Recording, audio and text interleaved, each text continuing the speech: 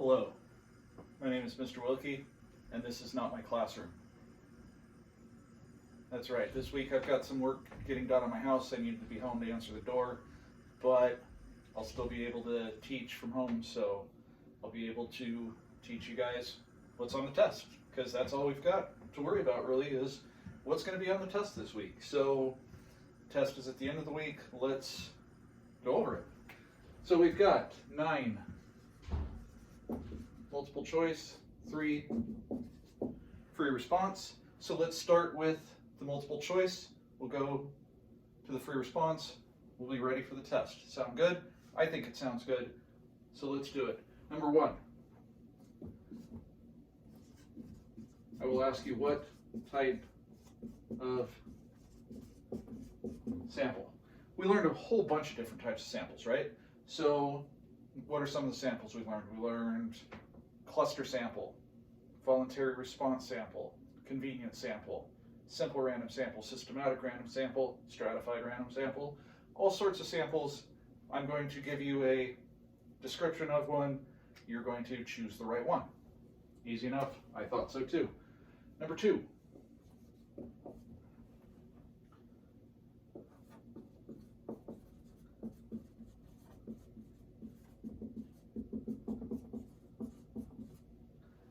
Use the random digit table. So I will give you a line of the random digit chart.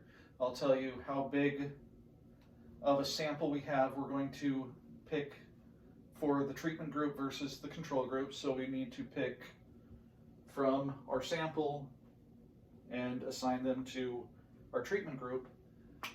So let's say if it's 600 people and we're choosing the first 300, remember, you don't choose numbers between 001 and 300, you're choosing between 001 and 600.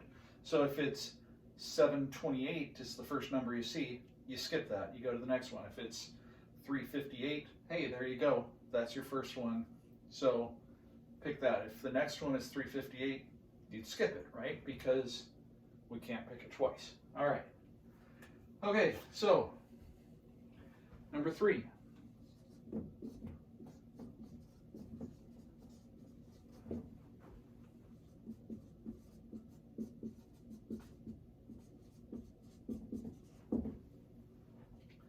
Interpret the results from a study or an experiment.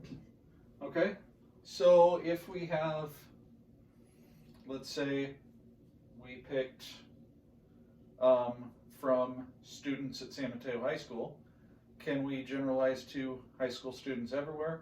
No, we can just generalize to San Mateo High School if we chose it random. If we didn't choose it random, our results aren't going to be great, are they?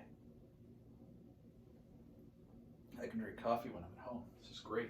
All right, let's go to number 4. Number 4,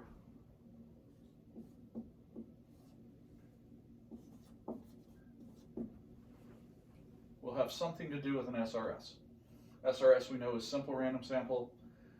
So the question might be, is this an SRS? It might be, what would make this an SRS? It might be, do we need an SRS? It'll have something to do with a simple random sample, okay? As long as you understand simple random samples, should be pretty easy. It may be, what makes this a simple random sample? Okay, what makes something a simple random sample? When every possible person has the same chance of being chosen and every possible sample has the same chance of being chosen, right? Okay, good. How do we pick it? Well, we've got to number everything and use a random number generator or draw names or whatever, but has to be at random. Okay.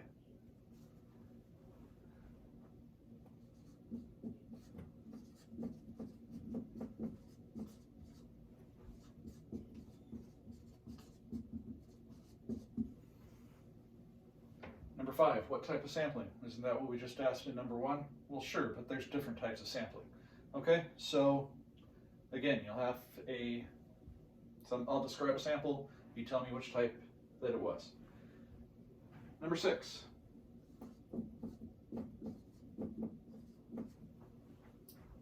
Will have something to do with bias. Okay? It might be the definition of bias. It might be what type of bias. What type of bias did we learn? We learned undercoverage, non-response, response bias due to wording. So something. Maybe it'll say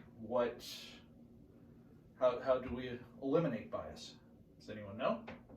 By randomizing, that's correct. Good. Okay. We know the definition of bias. It's when certain outcomes show up more than they should, right? All right. Number 7.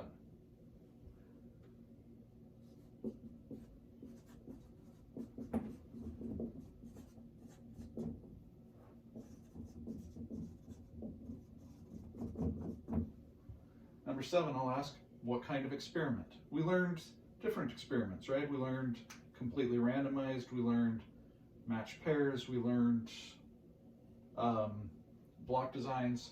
So what kind of experiment should we do, or did we do, or whatever? All right, number 8.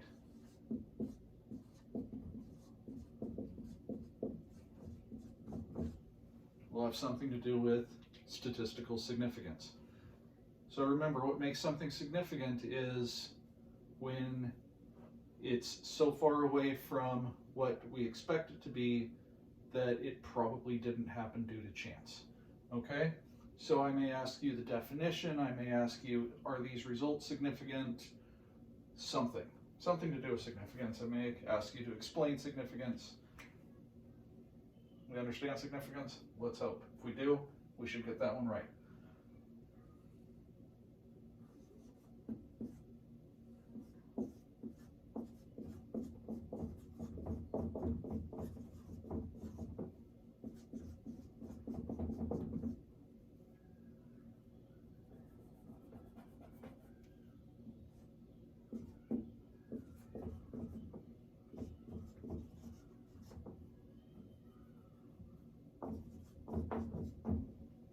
Number 9, do you trust these results? Why or why not? Well, why wouldn't we trust results? What could have happened? Maybe it wasn't random. Maybe it wasn't double-blinded. Maybe all sorts of things, right? Maybe the sample size was too small. Any number of things could make it so you didn't. Maybe you do trust it because it was randomized, replicated, there was control, right? If you have those, usually you get pretty good results. All right, are there any questions on the multiple choice? We're good?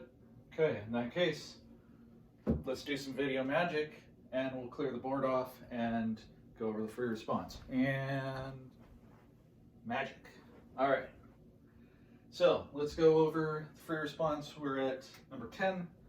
So number 10.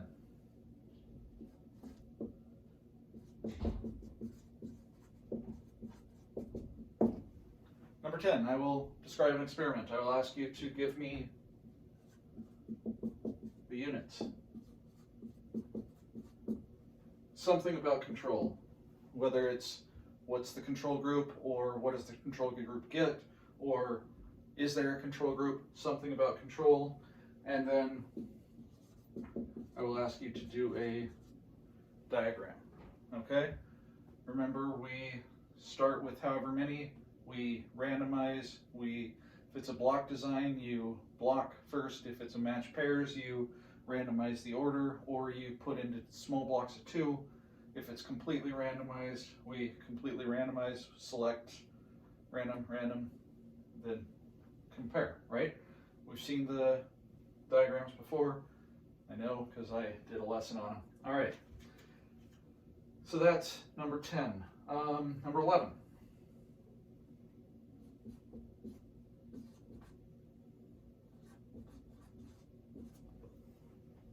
It'll be a survey, okay? I will ask you for the population and the sample. What's the population, what's the sample?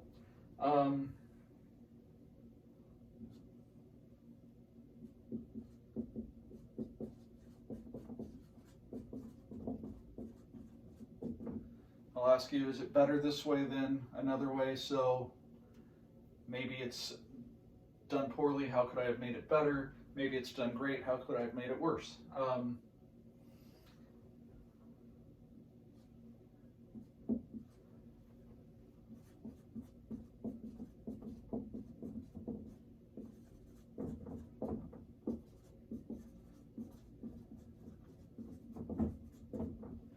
Is our statistic equal to the parameter? Should it be? Should be close. Is it necessarily? Probably not, right? Because of sampling variability. Okay. And I'll ask you, which is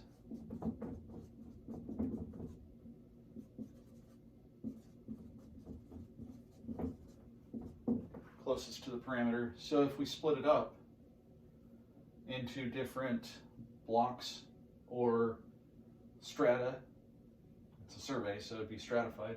So if we stratify it first, which group is going to be closer to the parameter? Should be the larger one, right? Right? Because there's less sampling variability, the larger the sample size. Okay, cool, cool, okay. All right, number 12 will be an experiment.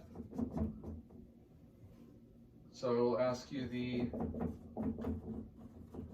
what's explanatory, what's response.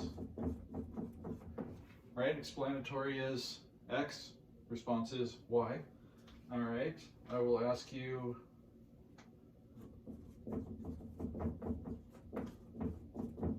what type of experiment, and I will ask you something about double blinding, whether is it double blinded, how would I double blind it, could I double blind it, can I always double blind it? Probably. Okay, so that's it. This is the basics of the free response.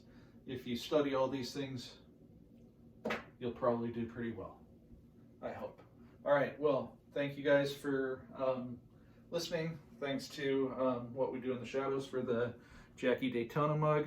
Thank you to Peter Murphy for the t-shirt, and I will see you guys soon. Good luck on your test.